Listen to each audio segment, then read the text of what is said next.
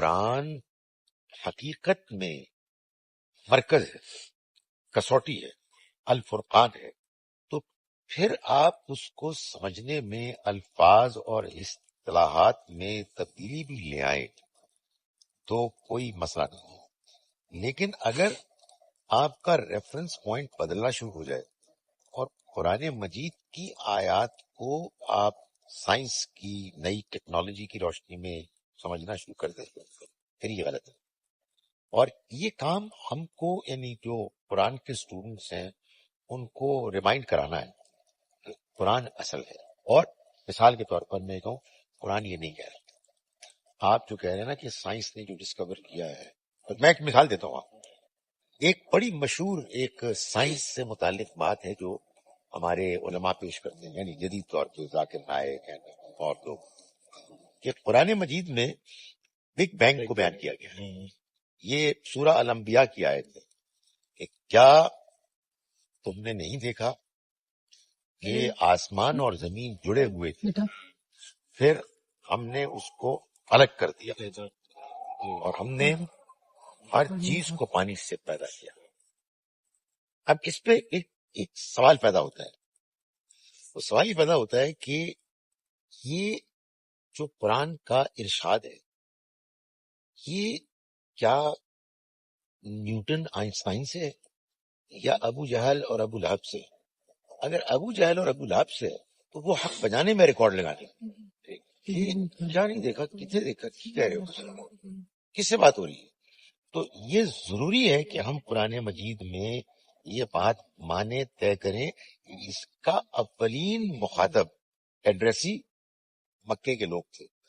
جن کو دعوت دینے کے لیے کتاب آئی۔ اس دعوت میں جو باتیں بیان ہوئی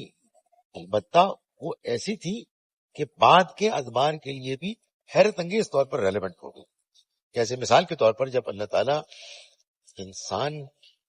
کے بچے، یعنی بچے کی پیدائش کا پروسیس بیان کرتے ہیں، تو اب یہ نہیں کہہ رہے کہ تم نے نہیں دیکھا، اب وہ یہ کہہ رہے ہیں کہ ہم نے ایسا کیا۔ اب اس کو یہ ضروری نہیں ہے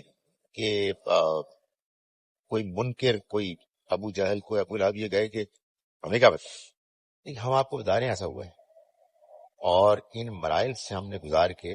آپ باقی حصہ تو آپ جانتے ہیں نا، بچہ ہوا اور بچہ پھر بڑا ہوا، تو اب ہم اس کو پیش کر، اب اس میں جو وہ والا مرحلہ ہے اس کو اگر آپ دیکھیں اور محسوس کریں کہ قرآن نے کہا ہے، تو انگیز بات صحیح ہو گئی۔ تو میرا خیال ہے کہ یہ قابل غور بات ہے، اس میں بھی ہم اصرار نہیں کریں گے۔ میں ایک اور مثال آپ کو دیتا ہوں، ایک عجیب وہ آیت ہے، میں ہمیشہ اس کو کوٹ کرتا تھا، لیکن اب بعض لوگوں نے ذہن میں ایک سوال اٹھا دیا ہے کہ نہیں یار، یہ آیت کچھ اور کہہ رہی ہے۔ میرا خیال تھا کہ یہ آیت سورہ یونس، سورہ نمبر 10، یہ آیت نمبر 92، یہ کہہ رہی ہے کہ جب فرعون ڈوبنے لگا تھا، اس موقع پہ اللہ تعالیٰ نے فرعون کو مخاطب کر کے کہا، یعنی اللہ نے مخاطب کیا کہ الیوم ننجیک ببدنک، آج کے دن میں تمہارے بدن کو محفوظ کر رہا ہوں، لتکون لمن خلفک آیا، تاکہ تم بعد کے ادوار زمانے کے لوگوں کے لیے ایک نشانی بن جاؤ۔ وَإِنَّ كَثِيرًا مِّنَ النَّاسِ عَنْ آیَاتِنَا لَغَافِلُونَ، اور لوگوں کی بڑی تعداد ہماری نشانیوں سے غفلت برتی۔ تو میں آج تک یہی سمجھتا رہا ہوں، ابھی بھی یہی سمجھتا ہوں کہ یہ اللہ تعالیٰ نے بعد کے زمانے میں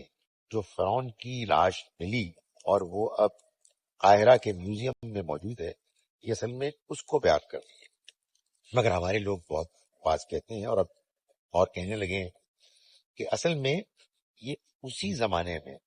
اس کی باڈی ملی تھی اور لوگوں نے دیکھ لی اور بات پوری ہو گئی۔ یہ تو گفتگو جاری رہے گی، اس میں اصل چیز یہ نہیں ہے کہ ہم نے قرآن مجید میں بہت زبردست قسم کی سائنسی معلومات نکال لی۔ اصل جو ہونا چاہیے ہدف یہ ہے کہ قرآن سمجھ میں آئے۔